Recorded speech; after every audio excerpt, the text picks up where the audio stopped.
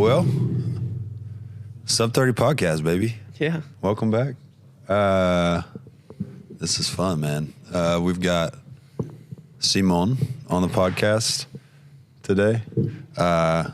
Simon is my brother-in-law, which is nuts. Because I was joking with LT this morning. I was like, I don't know that I've ever really had a sit-down conversation with Simone. But, yeah, Simone's married to my little sister, so it's kind of cool. What's up? Oh, thank you. Simone, baby. Let's go. Thank you for having me here. Cole wasn't bro. this nice whenever I started dating Abby. No, so here I wasn't. we are. Well, it's funny. I don't know what it is, because I swear I'm not ever trying to be like an a-hole or anything, but especially my little sister, but all my sisters, I never like really engaged with when they were dating. I just like didn't. It's not because I was trying to be mean. I just like, I don't know. I think it's just a brother thing. I just didn't really. Yeah. But then once you get married, it's like now I love all my brother, my brother. Yeah, and at first I cared a little bit. Well, it was the first. You never acted like you cared. Well, I never did, in the sense of like, yeah, he's not gonna get in between me and Abby or my relationship with Abby. Yeah. But I think it helped that I was at the church. Yeah. Because I had people to back my play in terms of like. Pull that mic up to you, like kind of close, like I have it, man. Yeah. It looks weird every time. I feel like I'm gonna eat the mic. Yeah. That's the way it should feel. It's like, get it right up on your mouth. Is that right? Is that how it should be? Yeah. Okay. Yeah. So yeah, I mean, I did you think that what did you? No, Abigail always said, "Oh, Cole is a little bit mean to," and I was like, "Right, he can be mean." And I didn't know who you were or anything. Like, we haven't spent any single time together, so it's like, yeah, Cole is mean. Okay, great. I haven't had a sister ever, so I don't know how that was. And yeah, I don't know. Like I said, just so everybody listening understands, I've got 3 sisters. Abby is my youngest sister, and Simone and Abby are married. And 6 months on Friday. 6 months? Yeah. It feels like it's been longer than that. But and then you guys, when did you guys start dating? Actually, let's. I want to start from the get go. Simone's from Colombia, and so how are you in Tulsa, Oklahoma, all the way from Colombia? So my parents are divorced. My mom got remarried to my now stepdad. His name is David, and so he has a company. He has companies in the States, in Miami, Florida. And so when I was on my junior year in Colombia, it's a little bit different. You have to pass the whole course to move on to the next one. In high school? In high school. Yeah. So it's not, here in the States, it's based upon credits. Okay, you have X amount of credits, so your senior year is very light. In Colombia, it's not that way. You have 9 classes, you gotta pass all of them for you to go to the next class. Well, I was not good at school, and it was, I think, December, and my mom was like, hey, we might move. The only condition you don't move is if you pass the 9 classes. Well, I already failed the year. It was December. The year was already, there was no way math-wise that I was going to pass the year. Yeah. So this is in Colombia, your junior year? This is in Colombia, my junior year. And so basically it felt like a punishment. My mom was punishing me. She was taking me out of Colombia, out of my dad, out of my friends, out of everybody in Colombia to the States. And I was like... How did you feel about that? Oh my gosh, I didn't talk to my mom for 9 months. Really? Yeah, she served me a meal and I was waiting for her to just not talk to me, leave the room, I will eat. It was bad. It was a very bad relationship. For 9 months and you were living with her? Yeah. And you you guys didn't speak? I mean, barely. She took me to practices. And so I had so much anger towards her.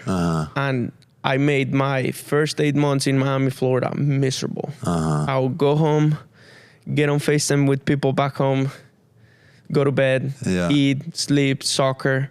Don't talk to my mom.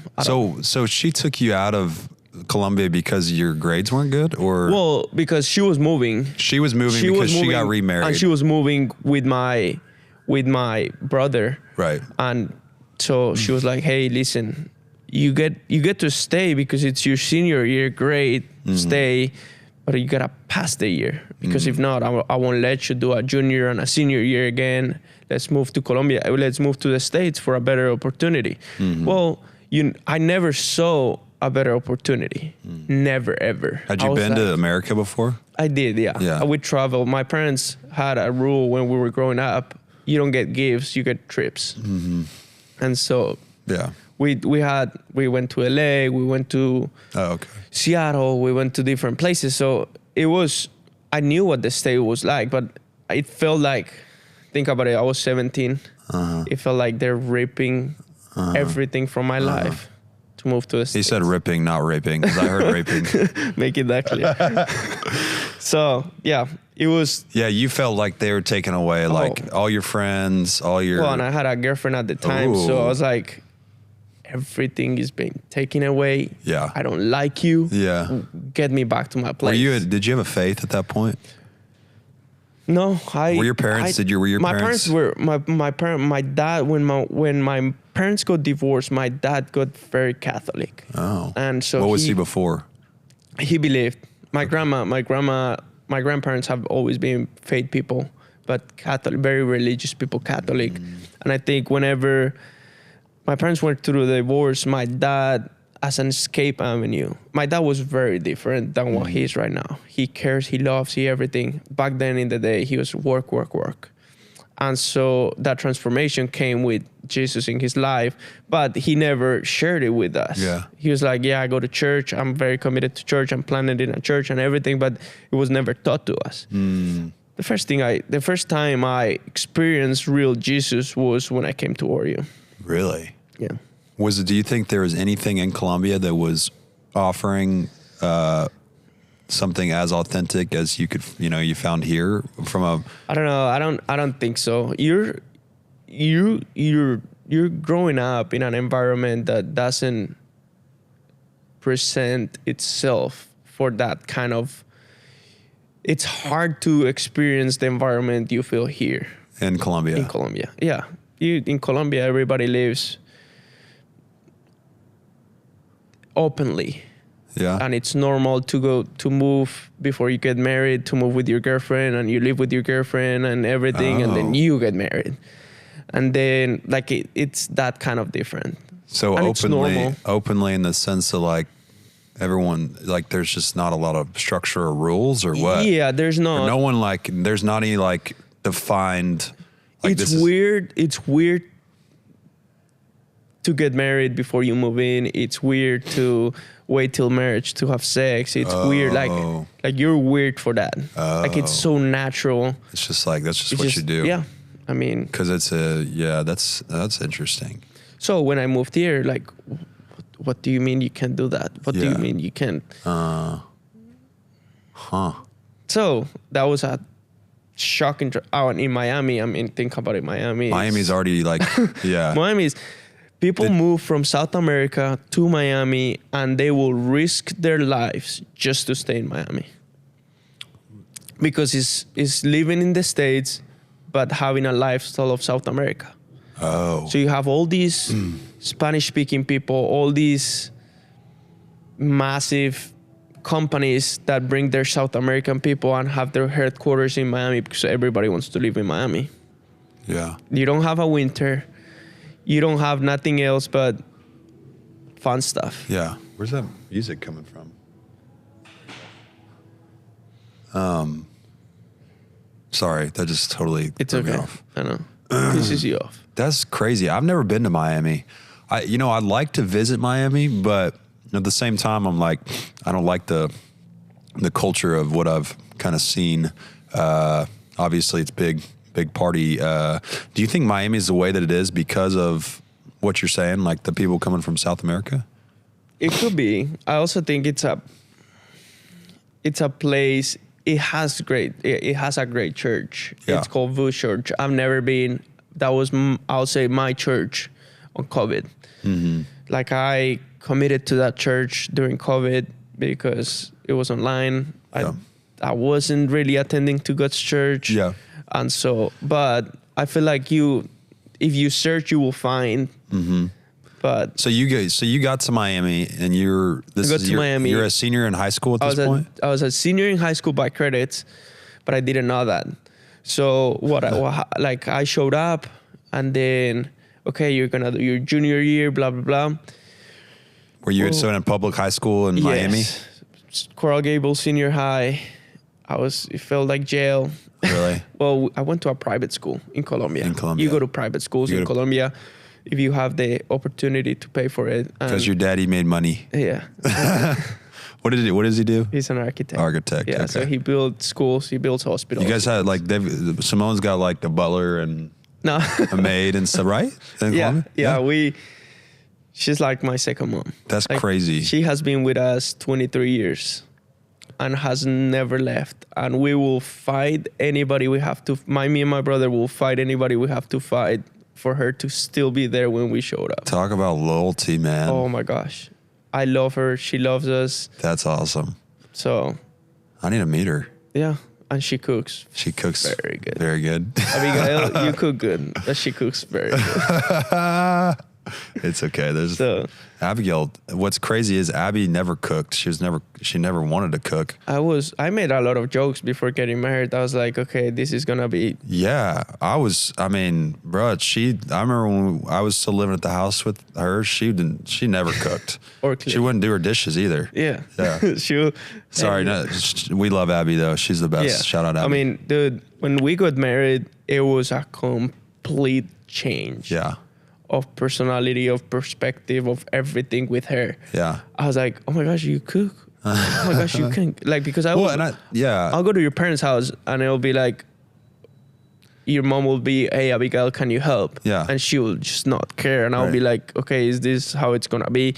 But then we got married and she cleans, she helps, Isn't that crazy how I think something happens after you actually enter into that covenant, and I think it probably just opens the door for her to step into the responsibility and the role that she is as a wife, and you as a husband. And she made those enchiladas. Yeah, those are fire. I know. What is that thing y'all use to? We have a Thermomix. Yeah, it's like a $1,200. Yeah, my mom gave it for my mom and my brother gave it to us for our wedding present. When it was COVID, my parents were exhausted. Like, we were like, hey, what else are we going to cook? What else are we going to do? We were in an apartment, so we didn't have we couldn't have a grill or anything. Yeah. And somebody was offering to us, and it was like zero interest, 12-month payments of $100. And that thing makes anything and everything you want. Thermomix. I'm going to put that on my wedding registry. You should. That's expensive though. But shout out to whoever buys that for me. Someone's going to. I'm speaking it.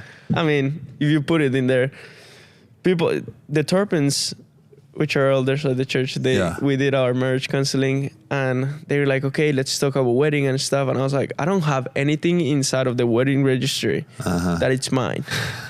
And he goes, hey, dude, you don't never know what people are going to give me. So I went in there and put a bunch of gift cards for cruises, for airplanes, for anything. Anything I saw that I wanted expensive, I put it in there. Abigail was like, what are you doing? This is not... This is not a priority. Okay, sounds good. Great. Sounds good. Oh my gosh. Okay, so you're a senior in Colombia. Tell me what happens. Okay, I'm a senior in Miami. I'm a senior in Miami.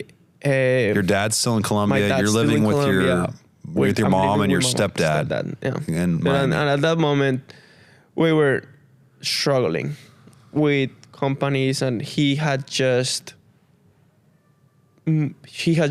bought his partner's shares, and this was 2015 or 2013, 2014. He bought out his partners and stuff, and so he was just restructuring his company. He had an apartment there, but the lease wasn't up till April. Okay. So think about 4 people living in a 1-bedroom apartment. It was rented. Wait, he had a lease. Was it your brother? Me and my brother. Okay. We lived in the living room. Oh my God. And we will block our bedrooms with IKEA furniture. So it was like our closet from IKEA, his bed, his closet from IKEA, and the kitchen table, the kitchen. But because we were like, okay, we were not gonna go spend money on renting something bigger because nothing will rent for less than a year. So we lived in that place. It was completely chaos in the sense of like new lifestyle, new everything. I didn't talk to my mom. Oh yeah, and how do you not talk to your mom when you're living in that close to quarters? Yeah. I mean, you just be out of that. Everything made me mad. Everything annoyed me. How did your my mom didn't cook very much, so she just struggled. And now I go back and I'm like, dude, I'm such a douchebag. Like, why didn't I put myself in a better position? But you're 17, you got rid of your girlfriend, of everybody that you cared, and you go move to a new country where it's completely different to what you raised. And so, yeah. So April came, and when we moved to that apartment that they own, it was a three-bedroom apartment. So everybody had their room, everybody had their bathroom, everybody had. So I remember April was a complete transformation. Yeah. I got to hug my mom back again. I got to tell her I love her. So what happened?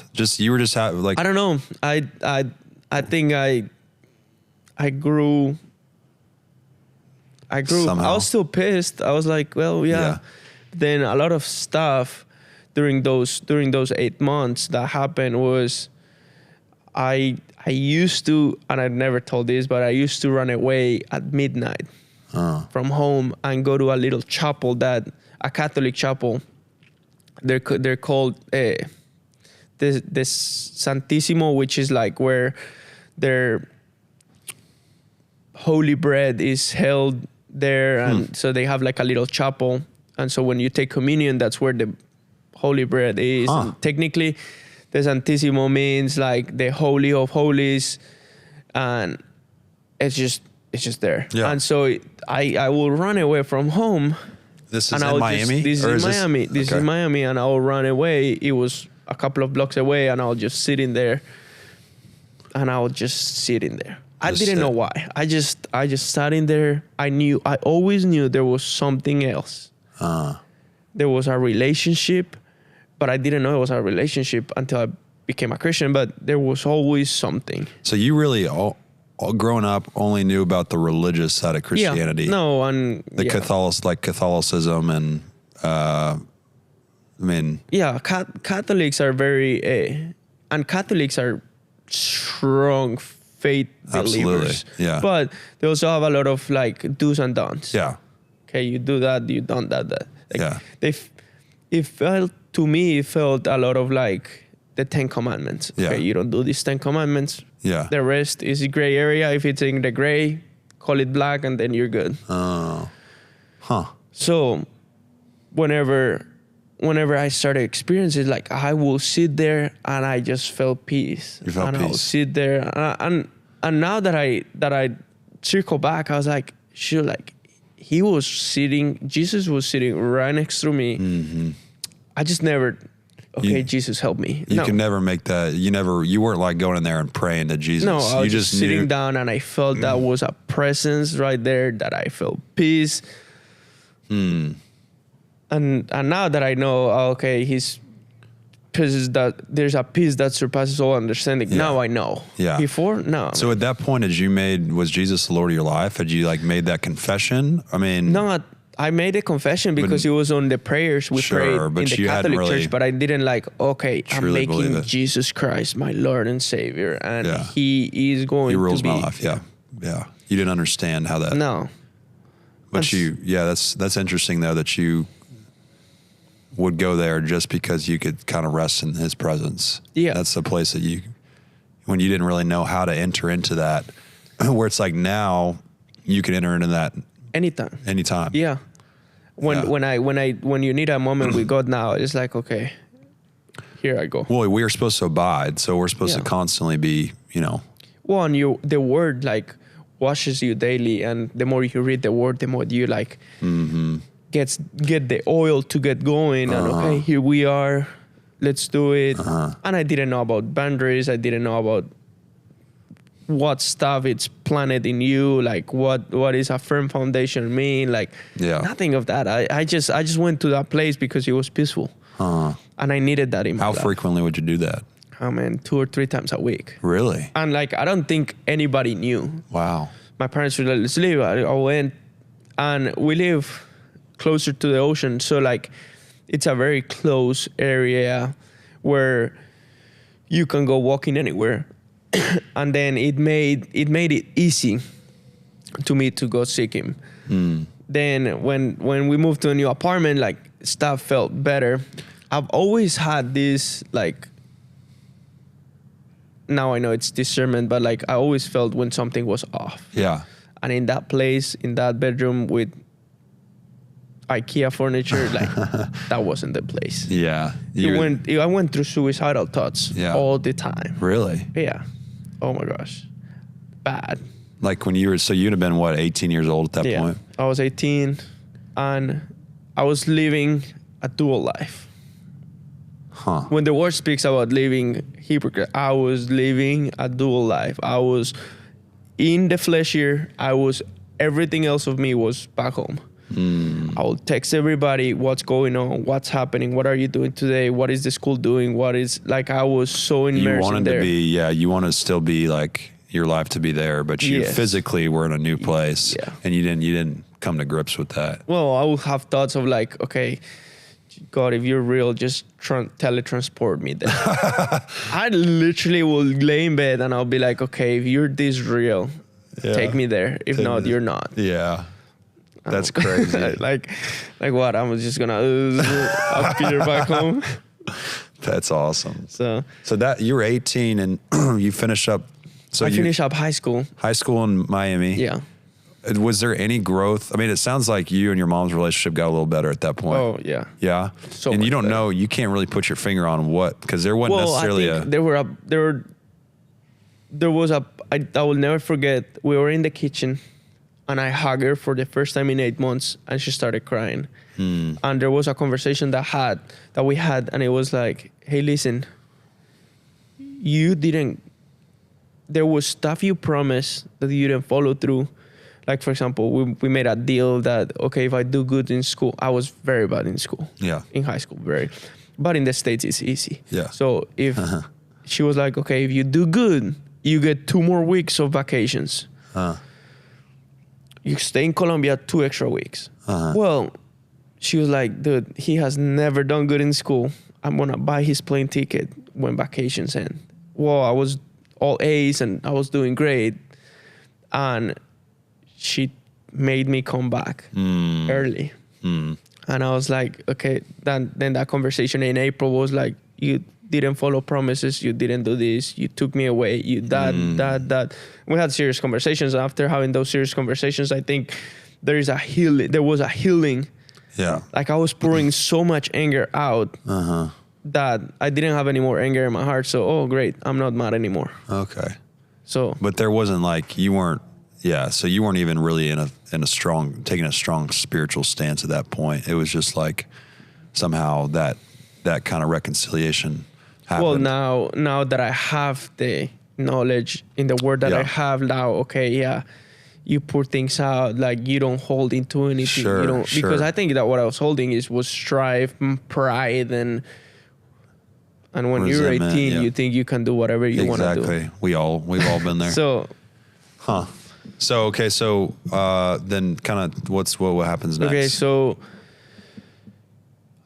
I took my SAT or my ACT or whatever it's called 6 times or 5 times. That was my only thing that I was missing to graduate. Right. I graduated with a 2.1 or 2.2 because the grading scales is different in Colombia.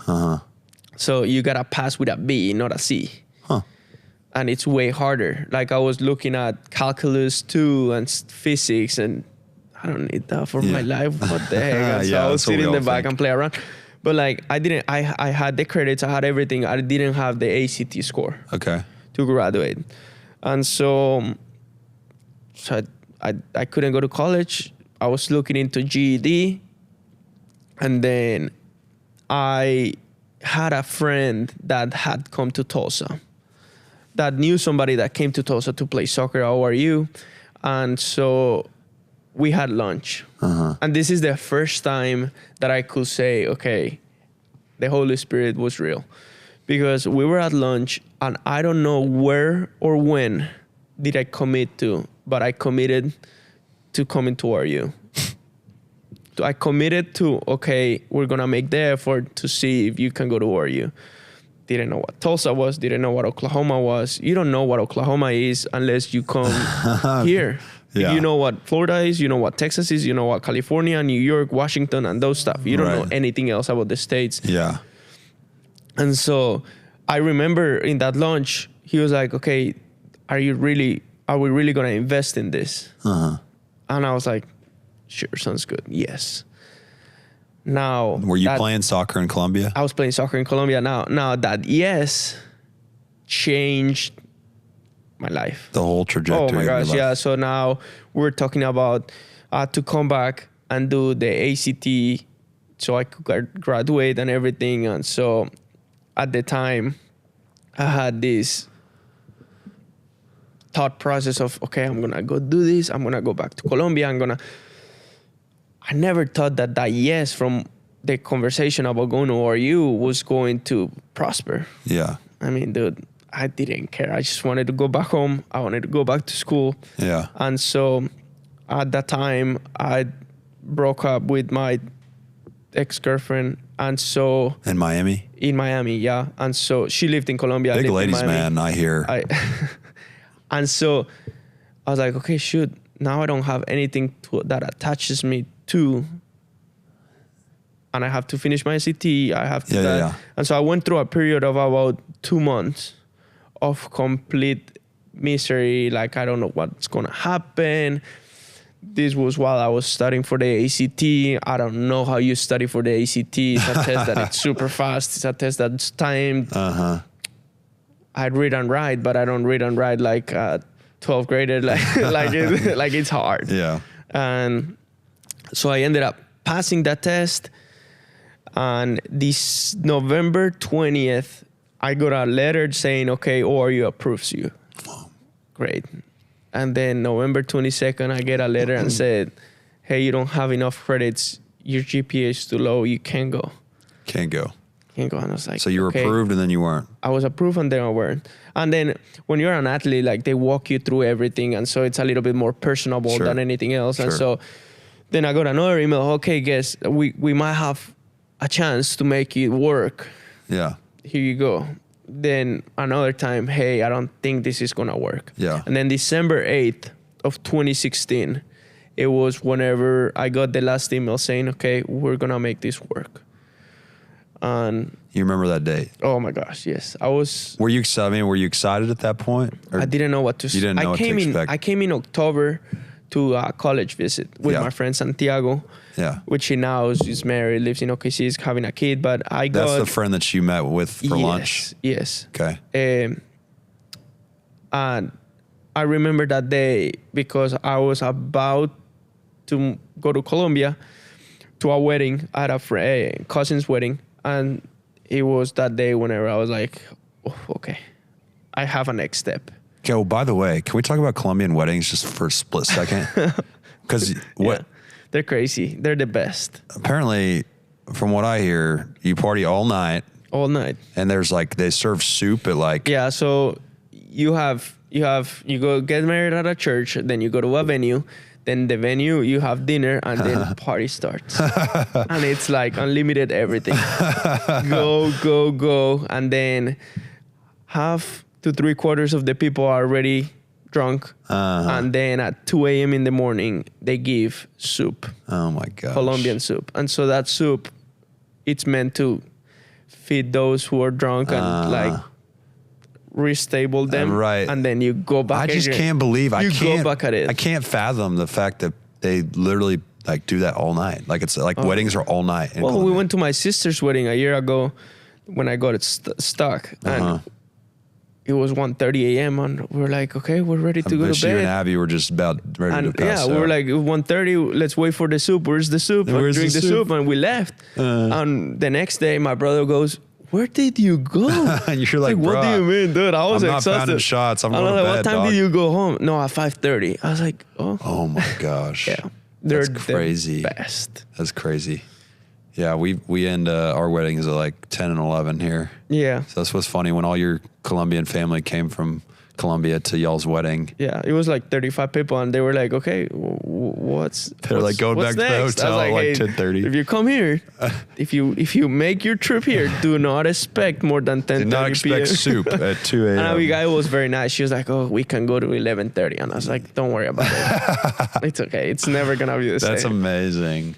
Oh, dude. So anyways, let's fast forward to you. So you get to RU. So I get to RU. You make the soccer team. I go through RU. I was suspended for my first college semester because I didn't have enough grades. Oh. At this point, like I was like, I'm here. Yeah. I'm great. I love the facility. It's better than anything else. Facility. I'm here. Let's do it. Uh-huh. But I didn't know anything about anything else, and so You were just there to play soccer. Was that kind of the thought process? I'm just going to go play soccer? I'm playing soccer, and I'm getting a degree while I play soccer. Yeah. It's all I care about. I'm making my parents happy. I'm doing what I want. Yeah. Whatever comes next, great. Didn't have a plan for were you hoping to get married? Were you? No, didn't really care about marriage. Well, I did, but not like I didn't see, my parents were divorced. And so now that I know what I know, I see both of my parents, which are both with their significant others. And it's like, that's what marrying the right person means. Yeah, it looks like, yeah. That thing looks like the right person. Yeah. My parents didn't look like the right person. I love them with my whole heart. That's interesting perspective because I grew up with, my parents obviously are still married. They've been married for a long time. Yeah. And so I always find it interesting to listen to perspectives of people's, whose parents split up, because obviously as a child, your interpretation, your viewpoint, your perspective on marriage is going to be skewed as a result of your parents' experience. So if your parents split real early and you don't grow up seeing a healthy, functioning, marriage where the male is leading in the way that he's supposed to, and it's a healthy, and they're planted in church, it's hard to kind of, I guess, understand what that looks like until you're at a place where you're surrounded with those types of relationships. Well, and here at God's is like, okay, this is the healthiest place on earth I have ever seen with my eyes. Oh my gosh. Yeah.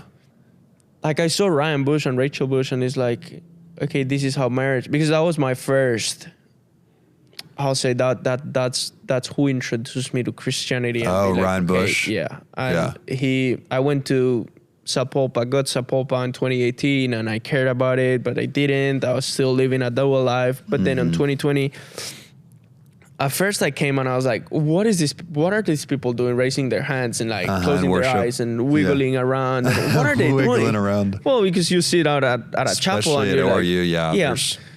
And okay, are you telling me I can do certain stuff? You're telling me what are you saying? Why? Right. And then I fast forward, I go and on 2020, whenever SUB30 started again, Ryan Bush was like, hey, I want you to be a leader. Mm-hmm. I was like, that's whenever my relationship with God became serious. I was saved. I got saved from 2018 on the dorms, and great, I'm saved. I got baptized on 2019, and that was awesome. That was great. On 2020, when he said, hey, I want you to be a leader, SUB30, I was like, okay, now I have to, people are going to follow, so I have to take it serious. Yeah, there's some accountability there. No, I cannot go and play around, and I didn't get it perfect until you can never get it perfect, but that was the moment where I was like, it kind of clicked a little bit. I have to take this serious. Yeah. I have to start playing around. I have to stop. And was that your first introduction to guts, is when you came to SUB30? I came to a nightmare, and I hated it. I hate haunted houses. I hate any of that. I was like, why would you pay? But Ryan Bush made it as a team building. He was like, hey, we're going as a team building. I think it was 2019. Yes, 2019. Let's do it as a team building. Go. Yeah. I closed my eyes the entire time. I didn't know where I was going. I hated it. I wanted to punch somebody. And that was my first introduction to God. Then I started coming a little bit, and then I'll go to Victory or I'll go to Transformation. I'll go for the wrong reasons to those places. Sure. But then he was like, hey, let's go. Yeah. And so COVID happened. He wanted me as a leader. I was like, okay, I'll take this serious. Yeah. I started taking it serious. So I started being around way more. Mm-hmm. And then kind of with Ryan Bush and Pastor Chano, we're both like pouring into me so much. And I question everything. Pastor Taylor hates it, but I ask him 1,000 questions every day. Bush hates it, but I ask him 1,000 questions. PC doesn't answer my questions anymore. He just gives me another question. And so I was like, okay, sure, I didn't look for an answer here. But I had so many questions that I didn't answer because I was thinking so logically, because I always wanted to know more, how this adds with this. Yeah. Well, at some point in my relationship with God, I think it was 2021, I was like, okay, you cannot add these two anymore. Well, you get to a point where you got to realize that you're not going to understand everything. Yeah. There's so much that we don't have the capacity to understand. Well, and there's so much that Pastor Bill said this at a men's, I went to Pittsburgh. It was my trip with him. I went to Pittsburgh and he said, listen, you got to have revelation. Once you have the revelation, you can do something with that. Before you just have knowledge and you just have understanding, but once you get the revelation, you gotta preach the revelation. And so I got that revelation of like, hey, you cannot add this hand with God. What does that mean? Meaning like, God can do something in this hand. He can do totally different on this hand. The outcome is always gonna be good. Okay. So like I couldn't catch the relationship with God. You can't catch the relationship with God. You just let it be. Yeah, that's Let good. God transform you. Let God do what God does. Because I'm a control freak. I want to, okay, God show me this. God show me this. You want to put it. You want to enclose them. Yeah. You want to enclose them. Okay, this is all I have. Well, God is always constantly pouring into you. At some point, you're like, okay, I let go. Yeah. I let go of everything He's teaching me. Here we go. What are you teaching me in this season? Right. It's just our natural desire to try and control things. Yeah. So, and we had that series on control back in January. So it's like once you realize that releasing that control allows you to step into that true freedom of just being and like abiding and living in that kind of free, and it's like, and it's finding the balance, right? Because it's not that we're just like lackadaisically like floating around and like, oh God, you're sovereign and you're going to take care. No, you still have to be obedient. You got to wake up and you got to take the day head on, and you got to take responsibility and take accountability for what your role is. But at the same time, it's like what you're kind of saying is maybe you had expectations for what God was going to do in certain situations. And He was like, no, like, yes, it's going to be good, but it's probably not going to be like what you're thinking. Well, and at the place I am, it's like, I didn't know I wanted to be in the place that I was on. Listen, Cole, I said, I will never work at a church because it's a business. I will never date an American. I will never get married to an American, and I will never live in Tulsa, Oklahoma. Well, all those things. He slapped me on the face and he said, you're working at a church. It sucks, buddy. You're working at a church. I work at a church. You're married to an American. I'm married to an American, and I live in Tulsa, Oklahoma. But I had to surrender myself. Yeah. Pastor Bill, it changed it changed the direction of my life whenever he said, hey, he was having a series on Romans, and he said, hey, the wrath of God is not His finger trying to stomp you. It's Him letting you do whatever you want. Well, shoot, I could have said, hey, I'm leaving Tulsa. I mean, the options were on the table. I can move back to Colombia. I can move back to Miami. I can go to Europe. I can do whatever I want. But are you going to actually allow Him to do what He's supposed to do? Are you actually going to do what you're called to do? Well, if I will have left, not he turns everything that the enemy wants for good. But Yeah. like, is it worth the? That wasn't in alignment with No. what his will was for you. No. You wouldn't have met your wife. You wouldn't have. Dude, yeah. I had serious things with my life that I had to get rid of. And then when I got engaged to Abigail, it felt a peace that I cannot. It felt so peaceful that I was like, shoot, I wouldn't exchange this for anything. I wasn't nervous. I was supposed to pick her up at 3. I hopped in the shower at 2:30. I got ready. There was not an inch of like, oh, what's happening? Like, what is, no. It was God on the car. It was God on when I popped my knee. I don't remember what I said when I popped my knee. I was like, kind of a little blackout, yeah. But that peace, I don't want to change it for anything. That's the peace that guides us. It's a peace that's, like you said earlier, surpasses our understanding. And it's like the Holy Spirit lives in us and leads us and guides us forward in all truth. And that peace is where we operate from. And, it's like there can be turmoil all around, but we still have the opportunity to operate from that place. We gotta let the Holy Spirit sanctify us. So many times we try to sanctify ourselves. Okay, I'm big in fasting. So I was like, okay, I'm gonna fast. Well, let God be God. Yeah. You can let Jesus be Jesus. Let the Holy Spirit be the Holy Spirit. I'm happy you mentioned fasting because something I truly want to be doing more of. I need to be doing more of something that's not easy. We do the Daniel fast every January, obviously, as a church, corporately. But I was reminded by scripture in Matthew the other day. Someone was talking about, the scripture says, when you fast, not if you fast. So it's like, it's not a question of, it's not like, oh, you have the choice. It's when you fast. So we are called to fast. I'm happy you mentioned that because I know you've talked about a little bit, and I don't even know the full scope of the story or the details. You don't have to tell the whole thing if you don't want, but whenever you and Abby were dating and then broke up, I know that you did a long fast for 20 days? 21. Yeah. 21-day water fast, which it's mind-boggling.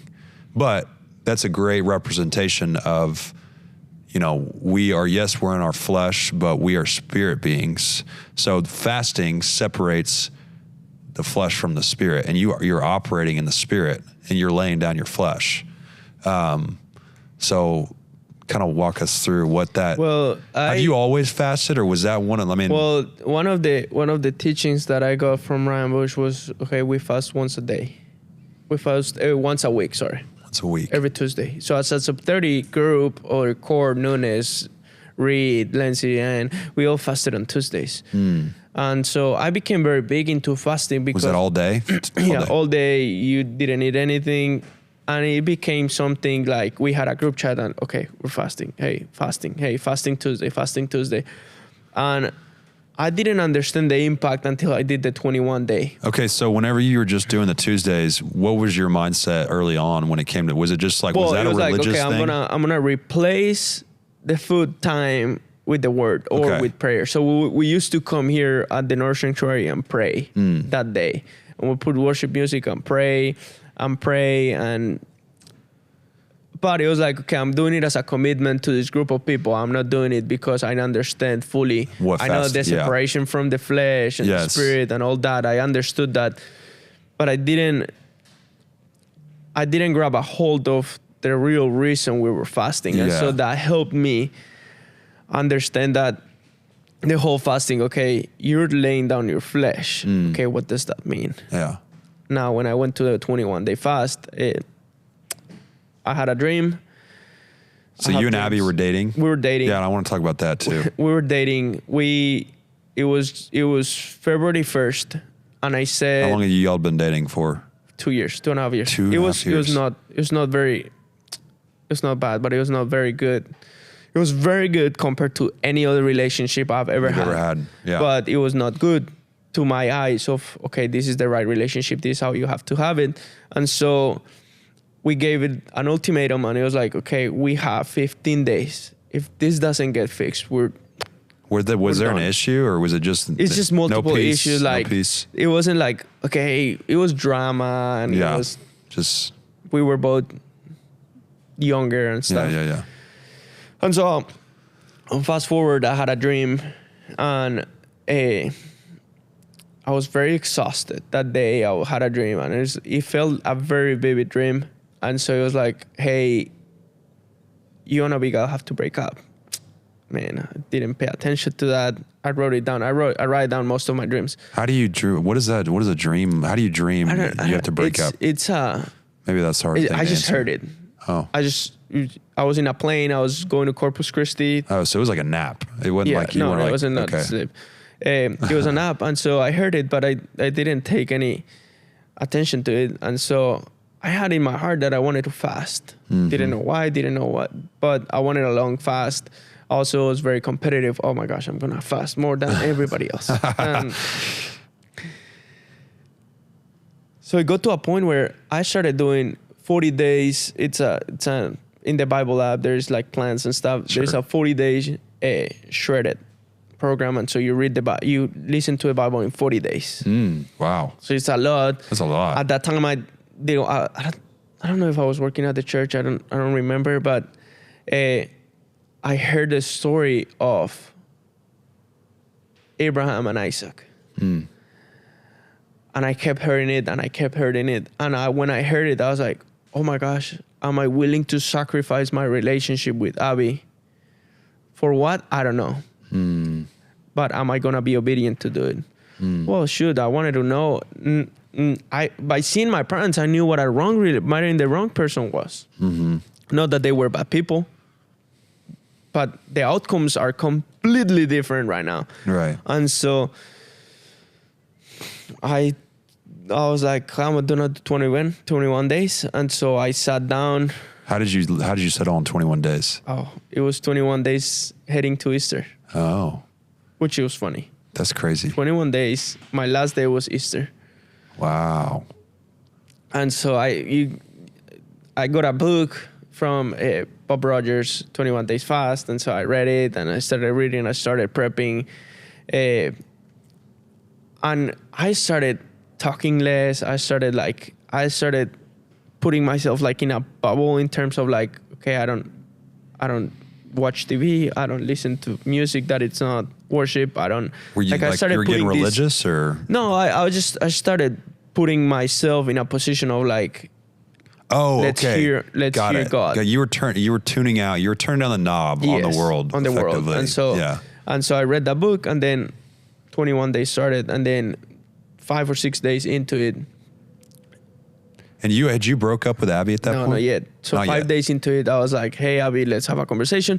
We sat down. I started telling Abigail what God was doing in my life.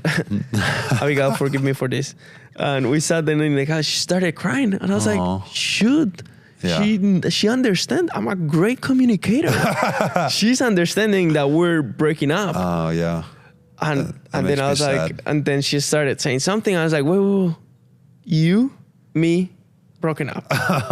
And so she sprinted to the other couch, and she's like, she was pissed off at me. She's like, what are you saying? But I knew it was the right thing. And she also, now she confesses, I knew it was the right thing. But it's emotional at the time. I can only imagine, especially for a girl. She was pissed. She's like, okay, like I'm not gonna wait, and right. You don't have to wait. Like, I am just being obedient. Yeah. I promise you, I'm being obedient, and that's a hard thing. That reverence of, hey, and I think that comes with being able to close your eyes, bow your head, and listen to God. Sometimes we're just like, blah, blah, blah, blah, blah. There's so much going on. And so I knew it was the right thing. And so that period of 21 days. Then at that point, you just have to pray and believe that the Lord is revealing and giving her a peace too. Yeah. Because if it's what you're supposed to be doing, then she's not going to be left feeling like what's going on. She's going to be comforted well, too. I was like, listen, Abigail, worst case scenario, we're doing the right thing. Yeah. Like, worst case scenario, down the road, there's something better. Yeah. Either you are or somebody else is, but there's something. Yeah, and totally. At first she was frustrated about it that first 30 minutes. But then I was like, listen, no communication or nothing. And so I got deep into, dude, I don't think I was working at the church because I was in the Word. And when I was fasting, like your energy levels are very low, but you're very sensitive to things. Yeah. And so, man, God started pouring and showing me stuff that my parents have said when I was growing up, coaches have said when I was growing up, stuff I had in my heart holding into it that wasn't letting me be the person I was supposed to be. And man, it was like a completely relief. Like pulling up those, uprooting those seeds that were planted. That, when Pastor Bill says about generational stuff, and like, that's real. That's real. Like, that's a real thing. Like, generational curses, generational strongholds, that's a real thing. And so he was pulling all this away from me for me to be the Christian he wanted me to become, to be able to marry Abby. Well, I didn't know at that time nothing about, am I going to get married to Abby? No, I was just God. And I was reading 3 books at the same time, and I was reading the Bible, and your sister calls me and she was like, can you house it? While I was broken up with Abby, she's like, hey, I know this is weird. Can you house it? I said, yes. While you were fasting? Yes. Okay. I said, yes. And what that gave me was that removed me from roommates, that put me in a place where I was alone with God. Oh, interesting. And man, 21 days passed by. And Pastor Chan always says that I look like Captain America the before and the after. I lost 35 pounds. You lost 35 pounds? I lost 35 pounds. And then Easter came and it felt a relief. 21 days of just water. Just water. How do you do that? But it was because it was so God. Yeah, well, it has to be, right? It was. I have tried to do 7 days. Oh, God, I'm going to do a fast 7 days. Yeah. And Can't. Day number 4 is like, shoot, God, I'm sorry. I dishonored you. Yeah, right. I'm going to eat. So, but it took away from me so much of the trash that I have in my heart that I needed out. Abigail says that was a complete 180 degrees transformation of who I was. Well, I had so much stuff in my heart that I didn't know. I was angry towards Abigail. I was upset. And he will, like, when it says that the Holy Spirit will bring into remembrance stuff, it's like he brought into remembrance, hey, you remember what this happens, what this was said to you. You're not that. Here's who you are. Wow. And so he kept. Because at the same time, you were reading scripture, and that was just. Right. So that stuff was being plucked out, and then that seed of the word was being planted. Yeah. That's crazy. And so I created a foundation of like, okay, go and come back. Like, fill it in with the word, take out this stuff. Fill it in with the word, take out this stuff. Well, by the 21 days, I was like, okay, this was amazing.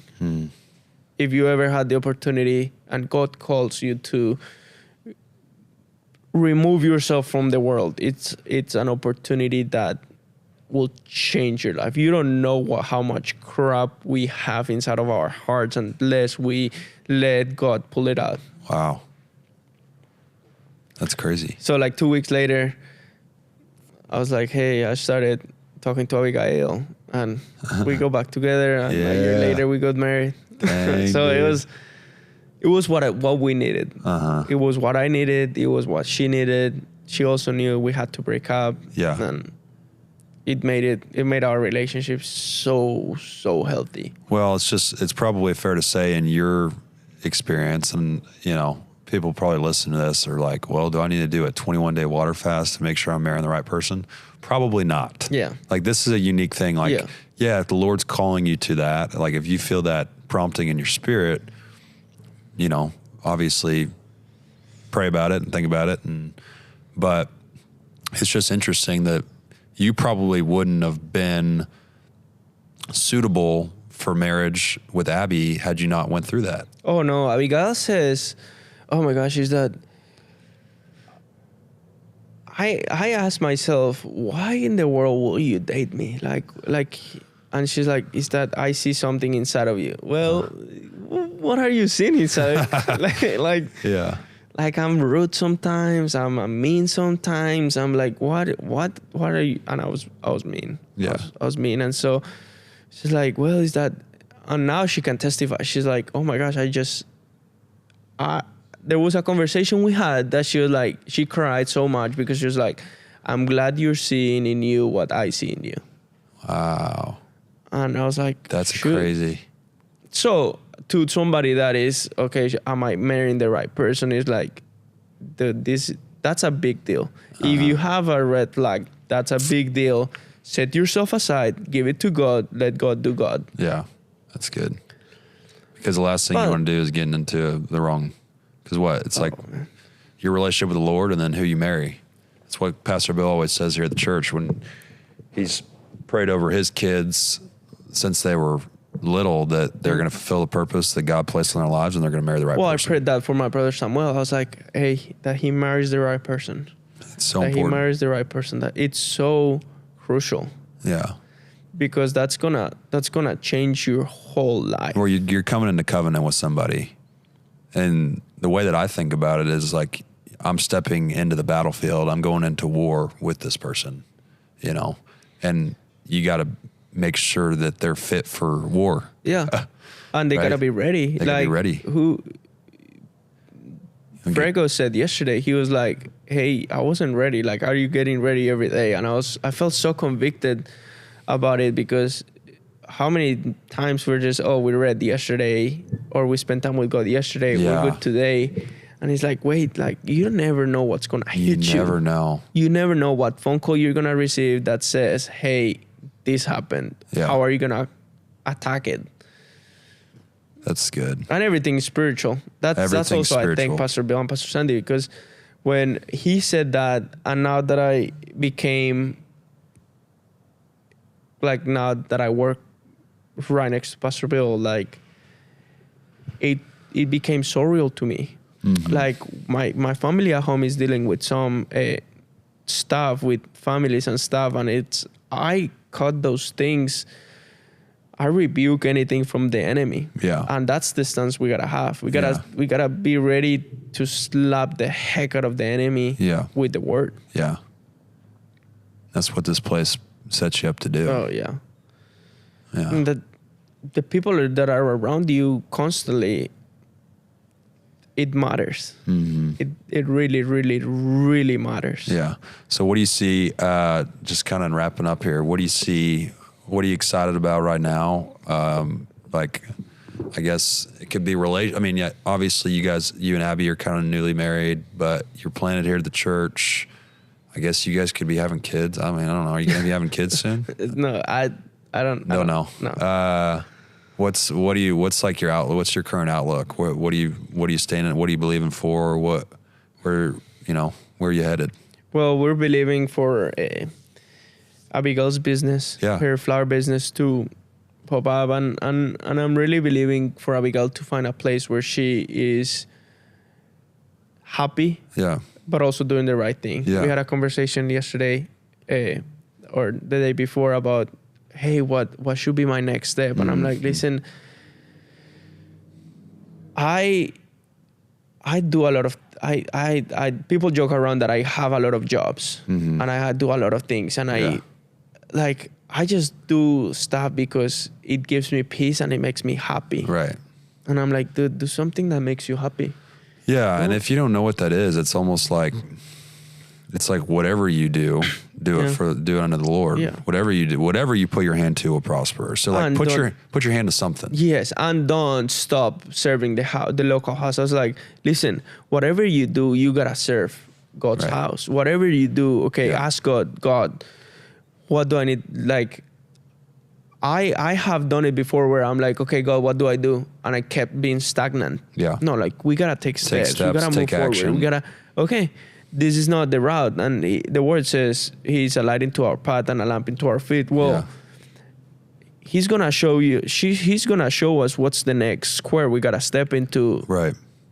Like, he's gonna light our path, but he's gonna be a lamp into our feet. Yeah. Like he's gonna know what the next steps, and as we walk on those next steps, he will light up the places we gotta go. So we can start tripping if we start doing this right here. We start looking sideways because it might be dark over there. You know, we got to stay on the straight and narrow. Yeah. Well, and God will give you those. God will give you the lane. Mm-hmm. But so many times they're like, well, I was that way. I was like, okay, I want to go here. I want to go here. I want to go here. I want to go. And so I think now we're believing for, okay, God, what's in for us? What's next for us?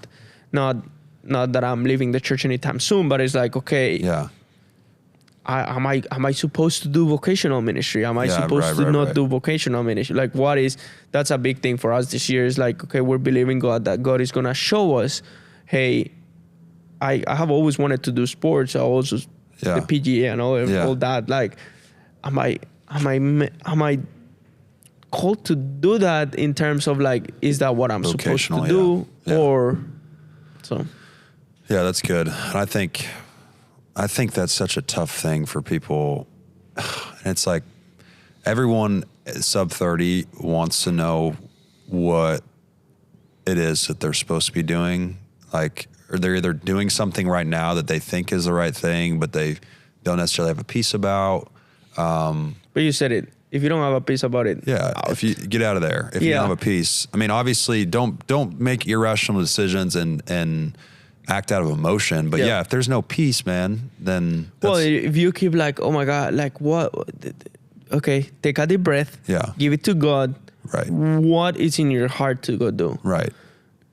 Man makes plans, but the Lord establishes his steps. Yeah. So I mean, but your heart has to be right onto God. Yes. Like people, like we say here, hey, God will back your play. Yeah. Yeah, God will back your play if your play aligns with God's word. Yeah, absolutely.